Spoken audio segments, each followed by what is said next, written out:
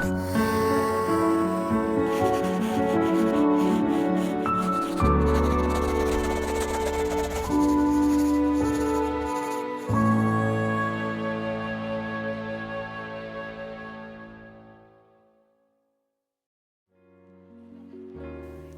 me tell you about the Sleep With Me podcast. If you struggle to get a good night's sleep like me, I need you to check out this podcast. Each episode is crafted to help you unwind, featuring gentle storytelling designed to ease your mind and guide you into restful slumber. I kid you not, whenever I'm anxious in bed at night, I turn it on, and before I know it, it's morning, and I'm as refreshed as I've ever been. I am not sure how it works, but trust me when I tell you, it does. So, join me and thousands of others who have turned restless nights into peaceful sleep with the help of the Sleep With Me podcast.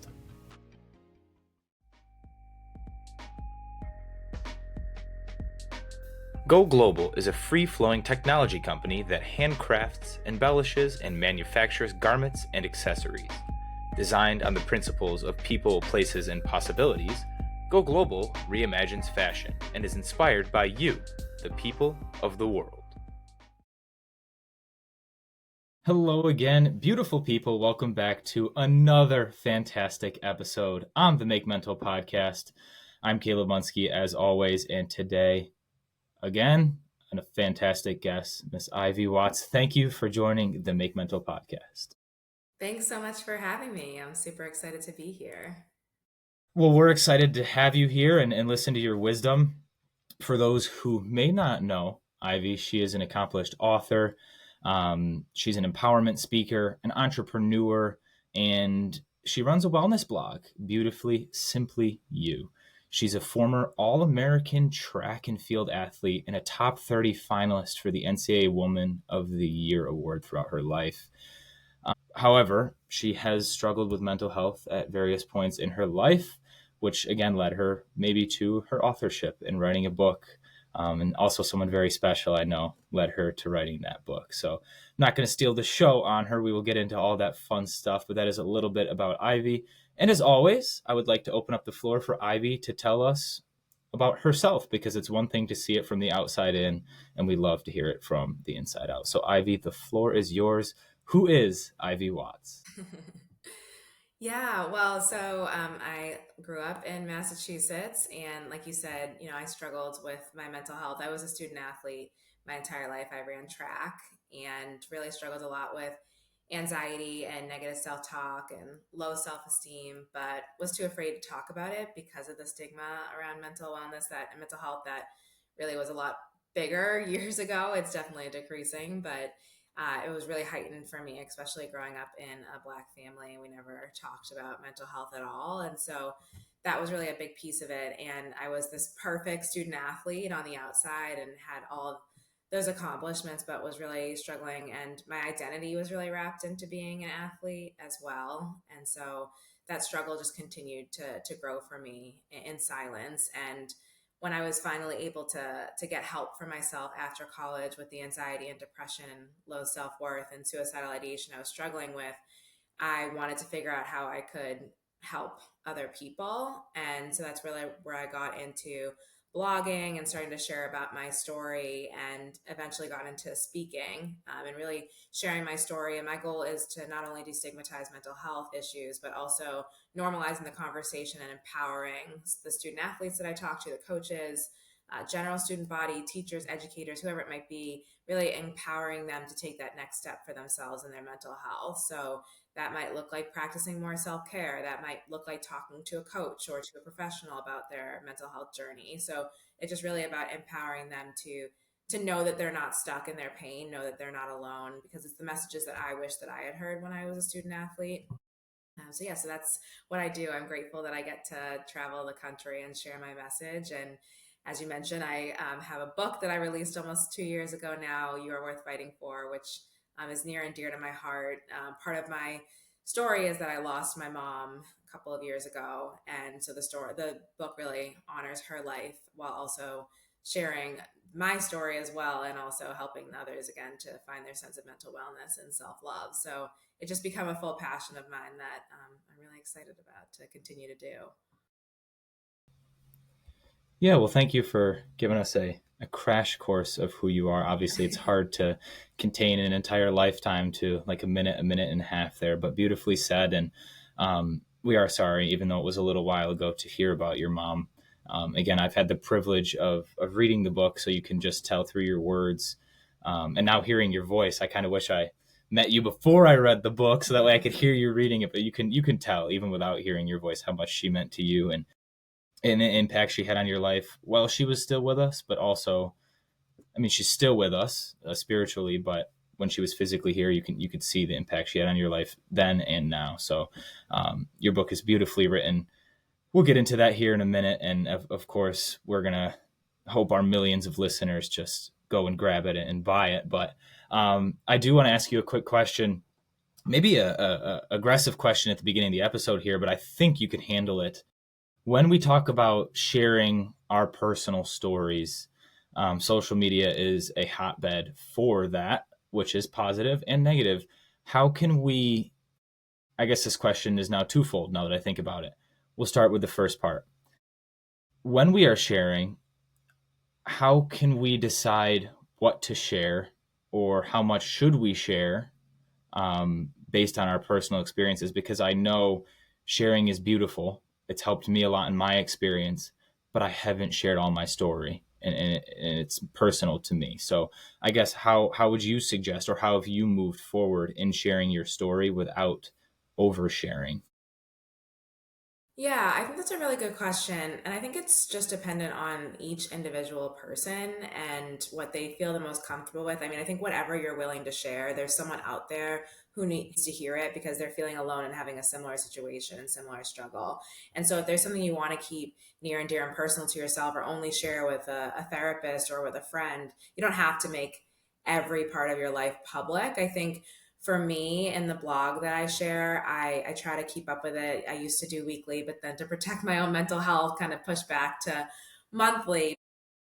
With that, I try to be open about my continuous struggles that I have in life. But, over the last 2 years, I've gone through some really major life changes. And so have just become a single parent. And so now I've been talking more openly about divorce and single motherhood. And that's, one piece I guess I left out of my introduction that I'm a mom and that's a big part of my life too. But, so that part for a while, there was a lot of shame for me in even sharing that. And so I think you have to take your own personal journey of when you feel ready to share or if you even want to share that. And I think it's just up to each person. But I do find there's a lot of value in sharing something about your own personal story because it does really just add a lot of value in breaking that stigma and helping other people feel less alone. So when I did finally share, it felt like healing for me. And then there was so many people who reached out to me who were going through something similar or just like felt empowered to take a step for themselves that they were not yet ready to take.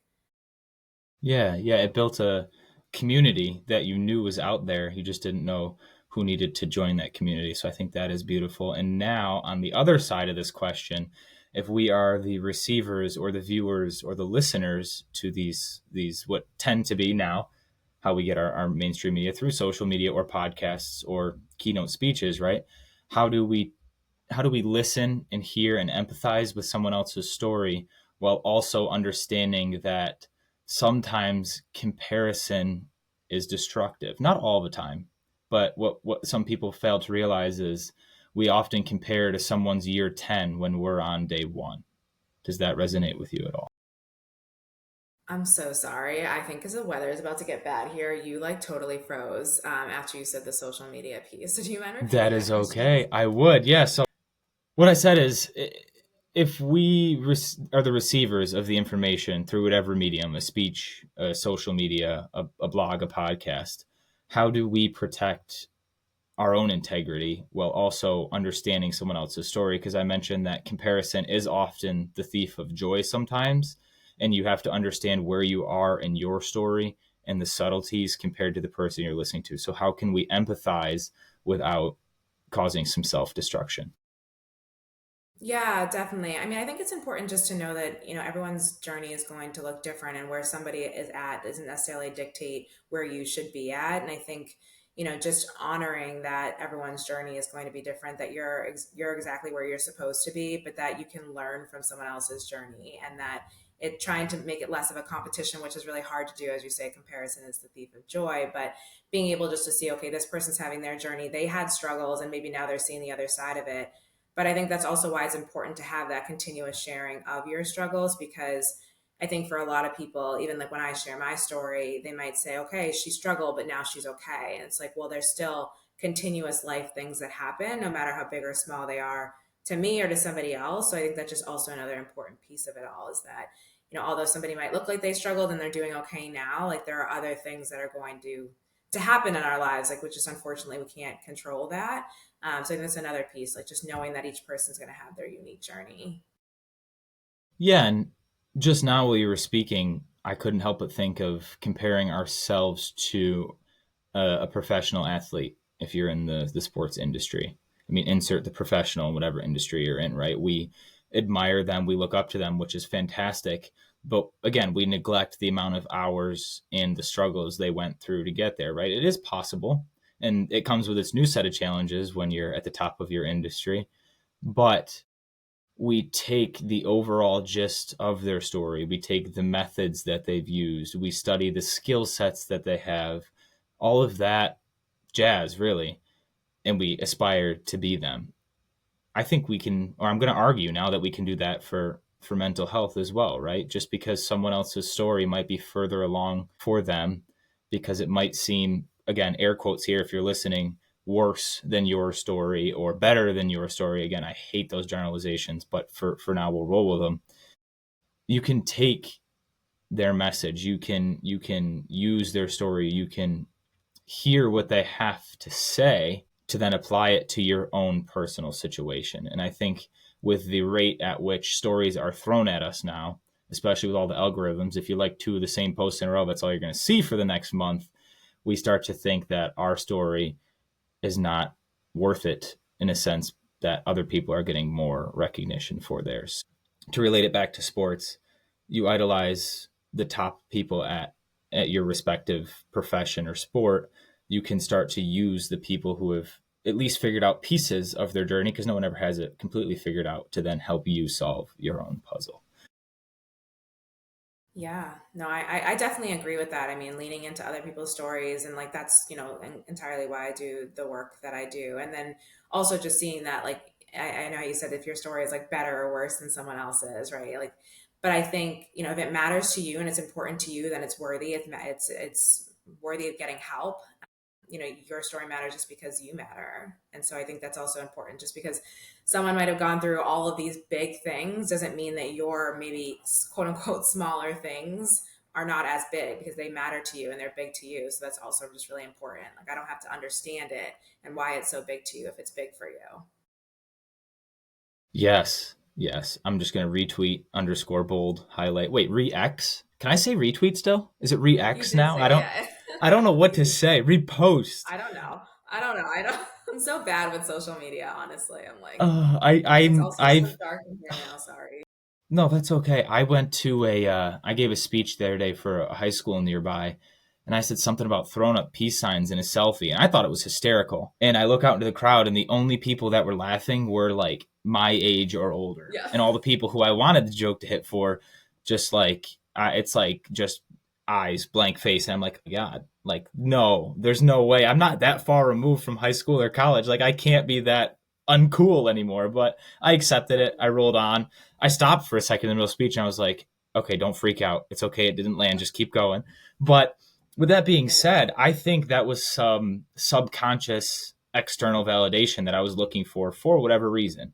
I don't think it was very deep. If it was, I would have frozen. The speech wouldn't have kept going on. But I'm speaking to a bunch of high schoolers, right? Who I know that Right. I've had at least a little bit more life experience than. So, I mean, that's my own personal stuff. But I know in your book a lot, which I have right here. We'll pull it up really quick. My lighting I is have mine horrendous too. in here. Where is it? Yes, we're gonna have a competition because I marked this up. I put sticky notes in it. We're gonna see who's got more. No, I'm kidding. But you are worth fighting for. Your guide to finding mental wellness and self love. You do mention external validation in a world where likes, views, and popularity and ego is just so widespread. I took a moment, a brief moment, because I'd like to think I've mastered the art of internal validation. I'm not, I guess I shouldn't say that. I'm getting better at it. It took me a split second to realize that it's okay that the joke didn't land. What if you struggle with internal validation? How, without giving away obviously too much of your book, but what for you, what are the principles of at least taking that first step to saying, I'm worth it, even if X, Y, and Z does not like my post or think so? Yeah. And I think it's very easy for us to seek out that external validation. I think, we are often wanting people to say good things about us. And I think where it really starts is being able to say that although those things are nice to hear, it's just an additional bonus. Being able to have that space, you can say it to yourself. And I think it's important to build a foundation to be able to say, okay, how can I begin this validation? So for me, I struggled so much with that. Like as I mentioned in the book, like I'm seeking it out in every single space possible. And that really did have a really negative impact on my self-worth because I could not fathom how somebody could even see that. Even though I was seeking it out, I couldn't fathom how someone could see that validation piece they were even giving me affirmative words because I just felt like I wasn't that quality. And so I think one of the biggest things is starting your own practice of self love, of writing down some affirmations, which I talk a lot about in the book as well, and just starting to write down, okay, why are people saying some of these affirmations about me, and really starting that process to start to be able to see, okay, I am all of those things, and to see that you can, really cheer for yourself. I think is a really beautiful piece of it, and that you can just then when someone does compliment you, it's an additional bonus, but you already know that for yourself. And I think that helps, when you're about to do something really scary, or if you're an athlete, you have that foundation already that's going to help propel you. And it does a huge impact on your mindset overall. Yeah, before we jump into that point, you talked about affirmations. And I'm going to do a little spoiler. Each chapter of the book is an affirmation, whether you realize it or not. I like to think it was done on purpose. But the first one, you are good enough to go after what you deserve. The third one, love yourself how you love others. I mean, the chapter 9, you're a beautiful work in progress. Like, I'm not going to spoil it here and read you every chapter title, but if any of those intrigued you, I mean, each chapter is a self affirmation, and I am just realizing it now. So sneaky Mm-hmm. and well done, Ivy. Brilliant. There are subtleties like that it's fun to come back and visit now. Talking with you, I read this book a while ago, and I think we talked offline here just about how I tried to implement some of those practices because not only had I heard them from you, I've heard them from a plethora of other self help books, but for some reason they just stuck with how you said it. And I think that is also a huge point in the journey of life, not even just the journey of yourself, right? I then thought, okay, why am I hearing this person talk about it? Why am I hearing this person say it? Why am I hearing that? There must be something behind it. Whether it works for me or not, let's give it a try. There must be something behind it.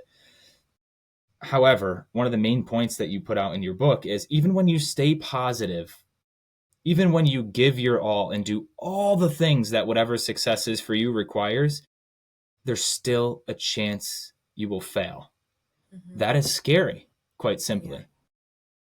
Why, or I guess what inspired that part of the book for you, and how can we become friends with failure rather than it be our enemy? I think the biggest part for me is that I've always been a perfectionist. I call myself a recovering perfectionist now. And so I think on many levels, becoming okay with that failure and knowing that it doesn't make you a failure. I think we so much equate like our self-worth with an accomplishment, or our self-worth if we fail or not, rather than seeing like we tried our best and being able to celebrate ourselves for the things that we did, or to be able to look back on past accomplishments when it felt like we weren't going to be able to get through and yet we did. And so I think that's why it's so important to see that you can have the power of positivity, you can have the power of self-love, but it doesn't mean that you're going to 100% meet all of your goals. And I get how that can also be frustrating, but that's not really how life works, right? It's about recognizing that we are going to have challenges. We're not always going to do the perform the way that we want to. It's just, things aren't always going to go 100% the way we plan them to. But then having that self love and forgiveness for ourselves allows ourselves to try again. And that failure and those experiences help us to learn new things about ourselves, to do things differently in the future. So that's why I think it's so important just to know that that's part of the journey, and that even though positivity and self-love I think are fundamentals in how you live, it doesn't necessarily mean that you are going to not have struggles, because but these tools give you, the further emphasis to be able to get through those challenges. Yeah, and I always smile because every time a guest brings up a point of that nature, I just can't help but relate it to athletics. I don't know. That's probably a bad habit of mine that I'm going to try and break, but it's a good habit while I'm a coach because it allows me to relate to my current athletes. But I'm thinking with the external validation, with the internal validation, with the failure and the success, that's athletics. I mean, that's everyday life, but when your everyday life is athletics, that's what it is. You make a shot, the crowd screams. You miss your shot, the crowd boos. You win a game, your parents say, "Great job." You lose a game, and it's more like, "Oh, keep your head up," right? And you start to play those conversations with yourself. You've done everything right. You've read the other team's scouting report. You've made your own scouting report. Well, read the other team's scouting report. It sounds a little bit like cheating. Don't do that. You've have a scouting report for the other team. You've practiced very well. You've got yourself that starting spot. You've hit your PRs if you're a track athlete right before the race, whatever that looks like for you. And then you still go out and you don't play. You miss a lap time, whatever. That's that's the way it goes in athletics. We don't necessarily just give up and never show up to practice again. We have that desire to go back. We say, okay, what went wrong a little bit? Yeah, you're allowed to get angry. No one's saying you're not allowed to get angry. It's actually probably healthy that you do show a little bit of emotion rather than just accept defeat. That's a slippery slope in itself. But once you can translate those soft skills into real life, which you're going to have to at some point, because I don't care if you even play professional sports, your body's going to stop playing professional sports before your brain does. Yeah. If you can translate those into your personal life, you will have a better chance of not experiencing the lowest of lows, I'll say, because as we know, there's always a chance of experiencing those. You'll have preparation, you'll have maybe a toolkit, a guide, whatever you want to preface it as. When we're looking at it in terms of You're Worth Fighting For, your book, to me, it's like you talk about so much, but one thing that stood out with me is the self growth journey and how it's not stagnant. How when you're 3 years old, your self development, your self growth looks like learning how to color in the lines with crayons. Then when you turn 5, it's the alphabet, nap time, snack time, best year of your life. All of that comes back when you get closer to 30. I promise, snack time and nap time. But long story short, how can we let our self-care routine grow with us while still keeping a routine? Because again, that's a slippery slope where you want something, excuse me, you want something concrete, but you also want something fluid enough to where you're not stuck in a routine that's no longer good for you.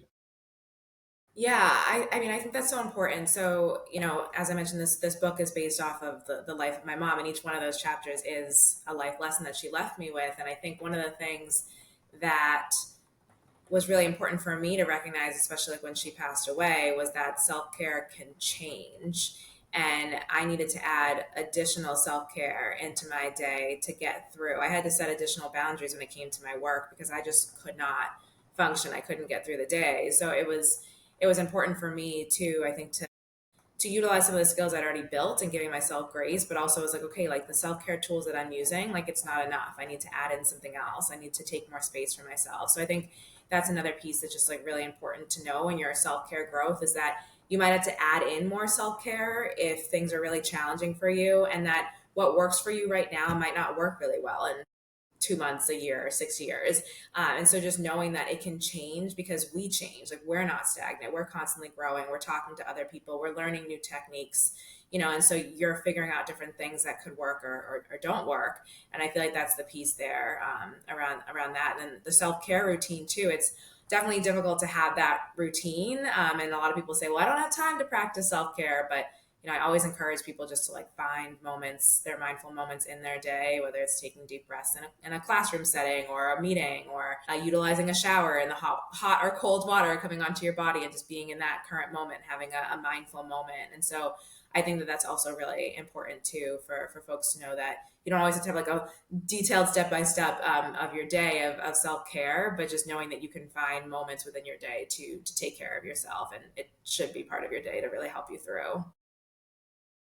Yeah, and again, I argue strongly that you should have some non-negotiables, right, in your day. Eating, drinking water, taking care of yourself, whether that's a nice warm shower, a cold shower if that's your thing, a walk, a couple push-ups, something that gets the blood flowing. Obviously looks different in different stages of life, but you know yourself best. So be honest with yourself, but get my thing is get moving, right? Whenever I feel sluggish or lazy, I challenge myself just to go outside and maybe not run my typical 3 miles, just go one and just finish. And you know what? Sometimes it turns out being the fastest mile I've ran in this month. So you could surprise yourself. But Jordan Peterson, I'm a huge fan of Jordan Peterson and his book, 12 Rules for Life, that I adore as well. I never used to be a book nerd, but now I'm a self claimed book nerd. So I love it. it's time to start taking those principles and put them into practice, but one step at a time. But he talks about having these non negotiables, this 20%. If you make a 10 thing to do list, what two things are going to get done from that list today, no matter what? Now, that's a to do list. That could look like your self care routine, whatever your list looks like. But for me, I have a separate one. I'm a big list guy. On my self care routine list, I pick 2 to 3 things. I've expanded to 30% because I'm trying to challenge myself to just be a little bit better than the month before. I have 3 things that I do every day. Doesn't matter if I don't want to get up out of bed, if I have 103 fever, or if I'm on top of the world. And again, that's drink enough water. Sometimes I fail, but at least I attempt it. Recently, I've added journaling back into that list, and we'll get there in a second.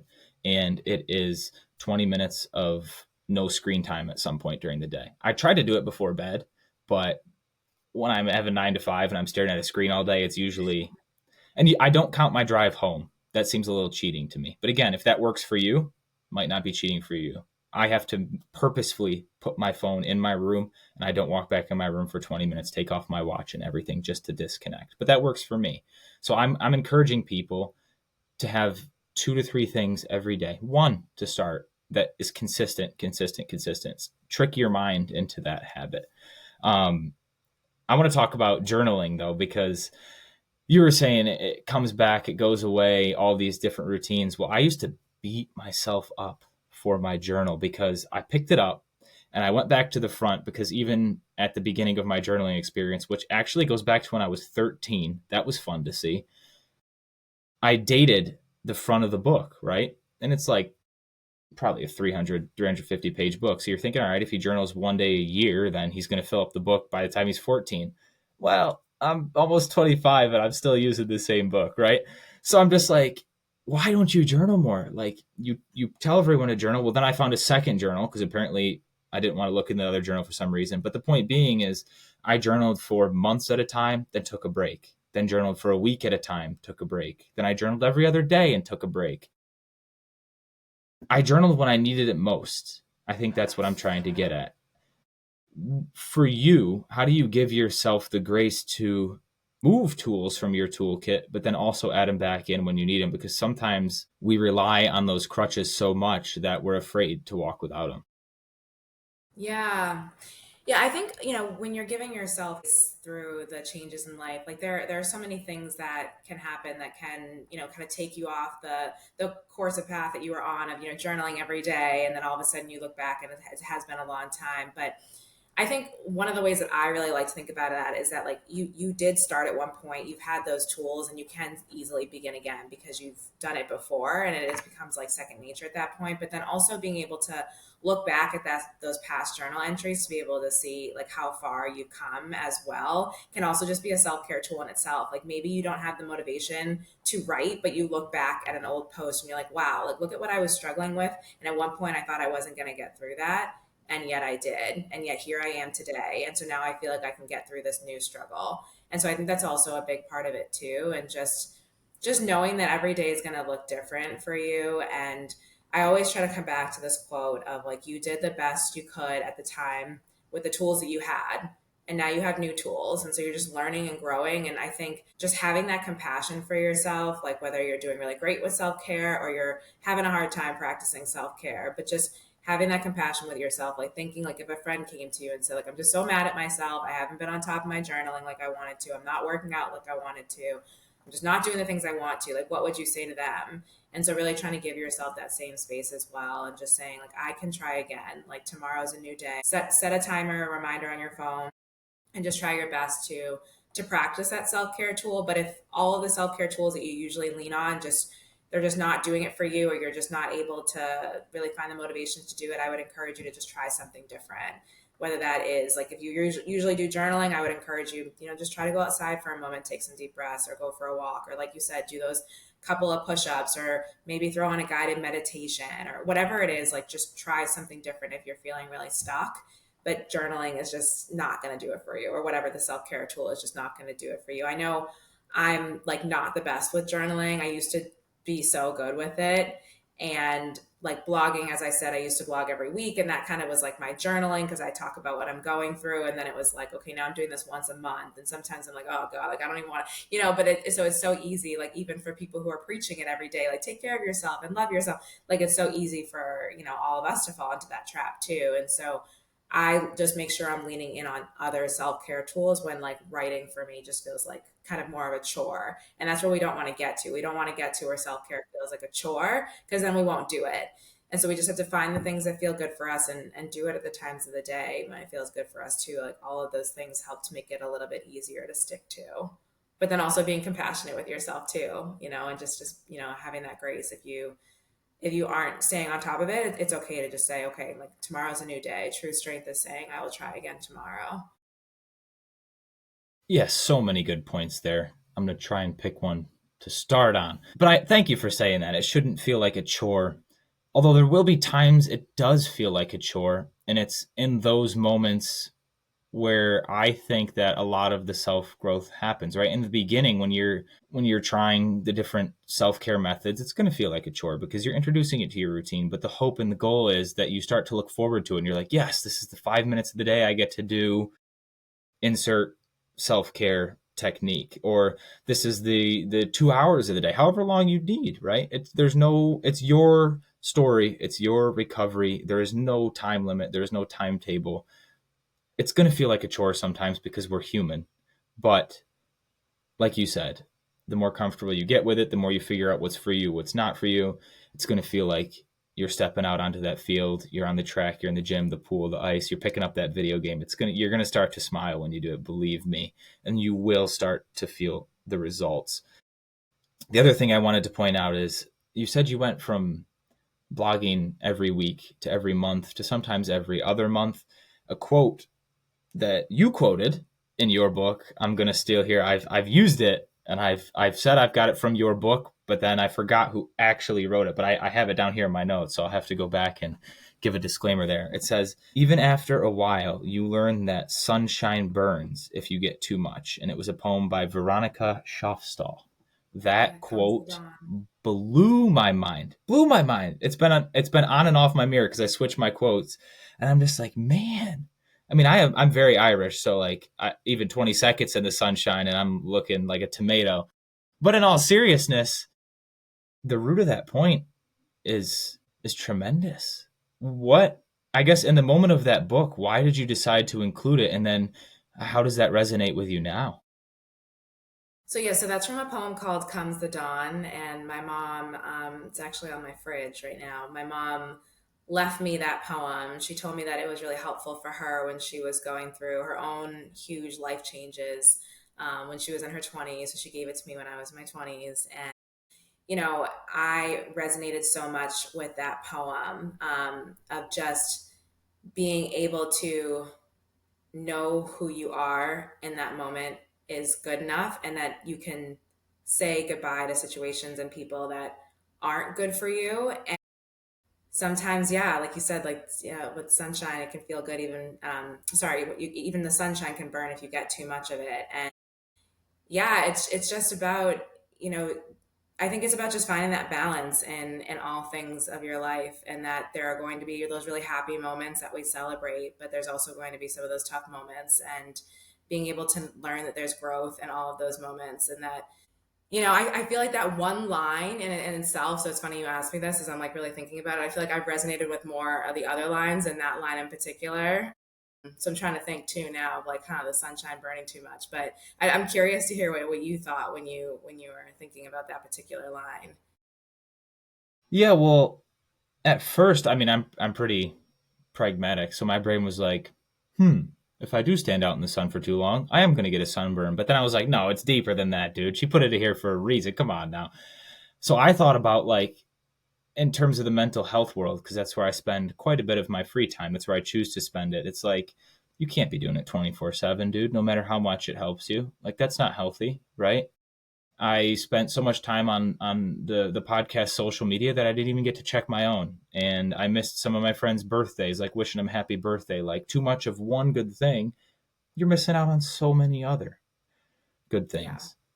That's what that quote meant to me, on quite a literal level, but then more on, I guess, my spiritual level. It's like no matter how much good you're putting out into the world, how much good you're receiving, you have to take a moment to just either one, appreciate that good, or go acknowledge other good in your life if you're fortunate enough to have not many bad things happening at the moment. But if you are Yeah. having bad things happening, you also have to take the time to acknowledge them as well, because again, comes with its own set of problems. Too much time spent underneath the moon, you're going to walk into something as well. I guess you could flip that quote. Too much time in the dark, and you're going to stub your Yeah. toe. Yeah.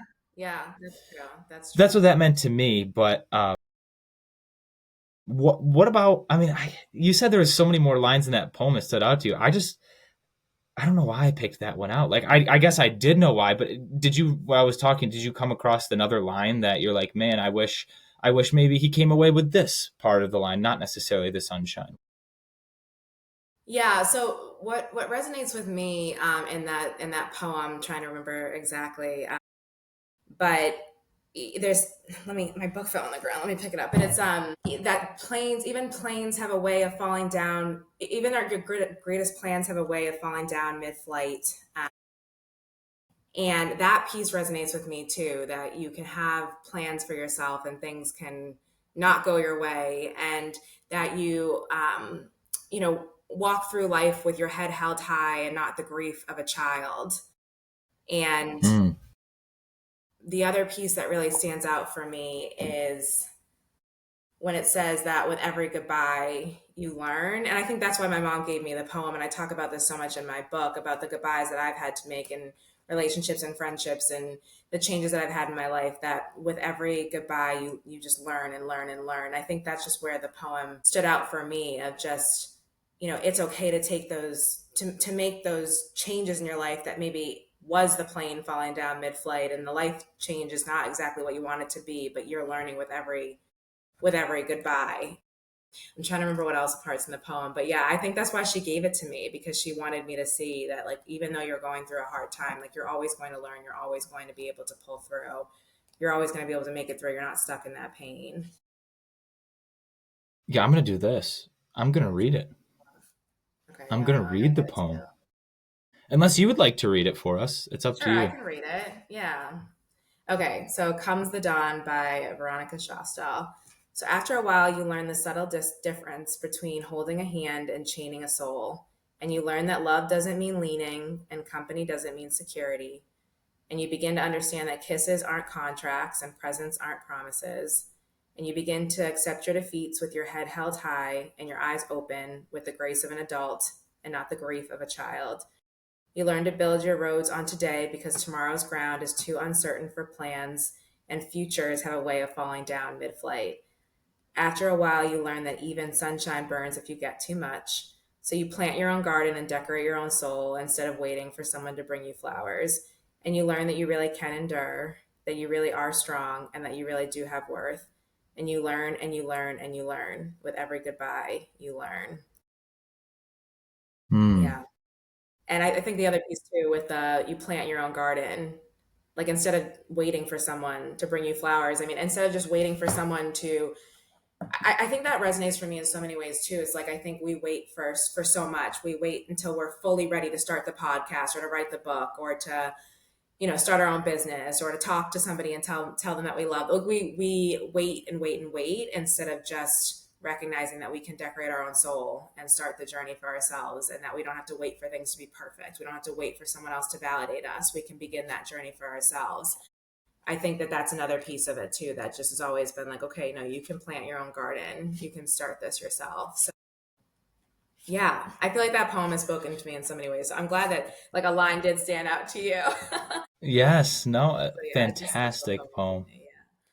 And I couldn't help but hearing the word learn seven, six, seven, 8 times, and you learn and you learn and you learn. That's life. You're never going to know it all. In my opinion, there's only one person that knows it all, and I mean that's my religion. But no human, in my argument, figures it all out. We all figure out enough to get by, right? That's really the name of the game. And but that poem, your mom was a smart woman. Dang, Yeah. dang. Thank That you. Yeah. if just a tidbit of her intelligence is that poem, and she's passed it on to you, goodness gracious. But I think for me, that poem became the backbone of your book, at least while I was reading it. And every chapter I read, I said, okay, what line of the poem does that speak to? And it was cool to draw a parallel, whether they were there or not. That's how I ended up reading the rest of the book from that moment on. Whether they were there or not, that's how I decided to interpret the back of the back portion of the book there. Um, I don't know if you ever intended it to be that way, but now you know some people might do that unless I'm just that one oddball. But No, um, I didn't, but I love that perspective. I love that. yeah, and I again I love revisiting works that I've read not too long ago. I didn't read it super long ago, but and then I love figuring out from the author's perspective or from the artist's perspective, like what it was for them. So thank you for reading that, and I would have read it totally different. So that was awesome. I'm glad we got to hear it the way you wanted it to be portrayed in the book. I do kind of want to do a hard shift though to another point you made in the book. And I've started to incorporate this into my thought process as well. It was there before, but I never really took it super seriously till reading it in your book. You talk a lot about familiar and unfamiliar pain and figurative intelligence, basically. What is it about the self growth journey in terms of familiar versus unfamiliar pain that that scares us? Yeah. I mean, I think when something feels familiar, it's comfortable. It's easy for us to stay in situations that maybe aren't good for us because they feel familiar. They're often kind of validating this perspective that we might have about what we do deserve because we haven't done the work yet to build the self-worth for ourselves to get into some of those unfamiliar situations. And I think that that's where a lot of that growth comes in. So that's the chapter around growth happens outside of our comfort zones, right? And so recognizing that, taking that step to be in an unfamiliar situation can be where you have that growth, not only for your self-worth and your self-love, but also to really see the people in your life that, should be there. And I think that that's where it really came from for me in that book is, really encouraging people to not stay in situations or relationships that aren't good for them, even if they feel familiar. Because a lot of us do tend to seek out familiar patterns and things. Because it's comfortable, it's easier to go after something that is comfortable rather than putting ourselves in a situation that feels uncomfortable. And that can be related again to a relationship or a situation, or it can be related to going after your goals. You might stay in more of that scared space because it's that familiar situation versus challenging yourself to get out of your comfort zone and to do something that scares you a little bit. And then,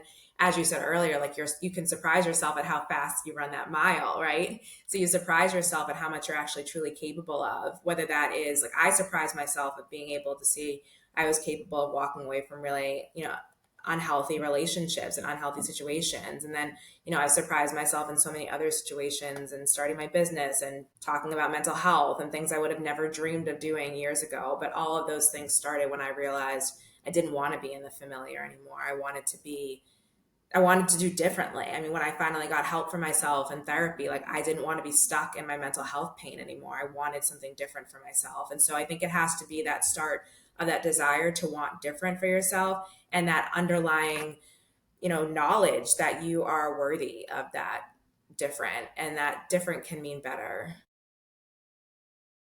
Yeah, and again, I'm going to go back to the practice of using successful individuals to kind of guide a story. I mean, Michael Phelps says like goals should be unattainable, and then you reach them, right? Any if it's not unattainable, it's not an aspiration or a goal. It's just something you want to do. And David Goggins, again, another very well-known motivational speaker, he said the reason he became 297 pounds is because it was comfortable. What was uncomfortable was the running, was the diet, was trying to face the things that he didn't want to face. And he realized that he physically, again, just his story, had gotten too big to where he couldn't grow. And he said as soon as he thought about it in that way, again, personal to his story, I'm not trying to influence anyone else's story here. I'm just saying we can use this moment to appreciate the work he put in, both mentally and physically, by getting uncomfortable, right? When you decide to challenge yourself, you never know what's on the other side. And again, you could fall down, but guess what? You have a chance to stand back up, or at least sit back up, right? You don't always have to stand back up right away. And I think that's an option that sometimes is overlooked as well. No one's asking you to get right back out there after you've crumbled and fell. But Mm-hmm. I think that to kind of draw it all together here, if we can rely on others to help us create our version of self, whatever that looks like, we can not necessarily get comfortable with our self-care routine. We want to get familiar with our self-care routine, but it also should challenge you. We don't want it to feel like a chore, but it also should make you smile and kind of a little bit antsy, right? That's the fun in it. That's the challenge in it. I say fun. Most people say challenge. I'm a little bit different like that sometimes, but I think that kind of ties it all together for us, right? If we're struggling to do it ourselves, you don't have to. You can talk to someone. You can take advice from Ivy Watt's book, because yes, you are worth fighting for, appropriately titled, and you can start to, I always say, get comfortably uncomfortable. That's how I put it. When in my speeches, I said from the moment I got comfortably uncomfortable and I realized that I didn't have to be invincible to be incredible, my life changed. My life changed. And it changes every day, right? I still fall down. I'm definitely not invincible, but at least I believe that I'm incredible now. So Yeah, I want to that's open amazing. up the floor to you, however, before I point out two quotes in your book, and then we jump into the final section of the podcast. I know we're nearing a quarter of an hour, or three quarters of an hour already. Just to let us know of anything else in your book that you might want people to walk away with if they don't have the means to listen. What is a handful of things maybe that you believe every single person deserves to know from your book? And if they want to know more and are intrigued by it, they can definitely grab it. Yeah, definitely. So, I guess just to give some more background. So, as I said, it's 11 life lessons from my mom that she left me. And so, each lesson I take my own spin, my own mental wellness spin to help you define self love and self worth. And so, these life lessons, a lot of them are funny. Like it's better to be pissed off than to be pissed on. And then many of them are just so near to my heart because I've heard them so many times over my life. But I think one of the biggest life lessons that I really encourage people to live by is nothing less than a bath and a half. And so the background on that one, so I grew up in one bathroom. My mom grew up super poor. She had 8 siblings. They had like a outside pot thing, and so like she never had more than one bathroom, and she would always complain and just always say like nothing less than a bath and a half. And I have a sign in my bathroom, like it just become kind of my like life motto. When I really thought more about like, okay, don't buy a house that only has one bathroom. It has to have at least a bath and a half. So you're not waiting on the bathroom for somebody. When I really thought about it deeper, it's like, no, never settle for less than what you deserve. And I think so many of us, we so easily do just, we settle for people, for situations, for not good enough because we just don't believe that we are capable of more. We're worried that if we don't take this good enough situation, that we are going to miss out on it and there's not going to be anything else better. And so I think it's really important to be able to just really do the work, to have the foundation, to know that you are worthy as you are in this moment, and to look at all of your past accomplishments, to look at all of the times that you've gotten through, and just to know that there are going to be those obstacles and challenges in your life, but you really are good enough to go after your wildest dreams. And like we've talked about so extensively, like those things aren't always going to look 100% how you might want them to be, but it could look even better. But you just have to start. And I feel like that's been the foundation of my life, is like just, nothing less than that bath and a half, like nothing less than what I want my life to be. And that's really how I aspire and live my life. And I think for me, as you think about, like for you, how you said, like how you pictured like the foundation of the book, that chapter was really the foundation of the book for me, and like really wove into every chapter of how Mm. you can, despite the obstacles, always have that self-worth. And, a huge part of the book too is around your mental wellness. So, focusing on the power of self-care and making space and time for self-care, as we said, the routine. So place for everything, and everything in its place, or organization is the key to life. Like all of these lessons that my mom left me around really how you can use that to organize self-care into your world.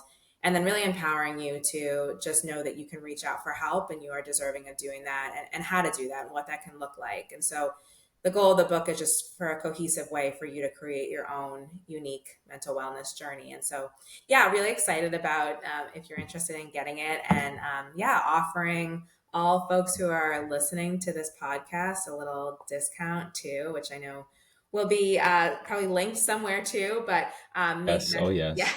you can use code make mental 24 and you can get a discount off the book. So Woo. excited to share that with all of your viewers.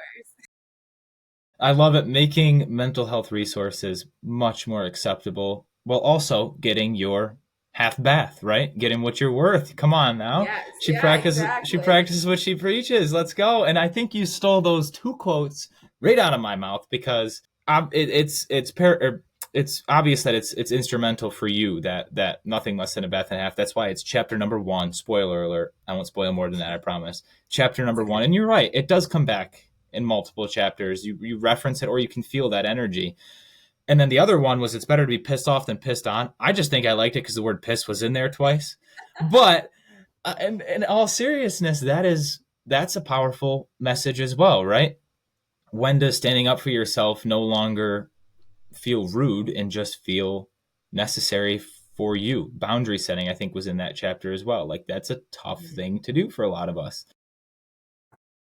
And again, off air here, we were talking about how I took some of the lessons in your book and I didn't take some of the lessons in your book. I recently got a new apartment with my girlfriend, and there's only one bathroom.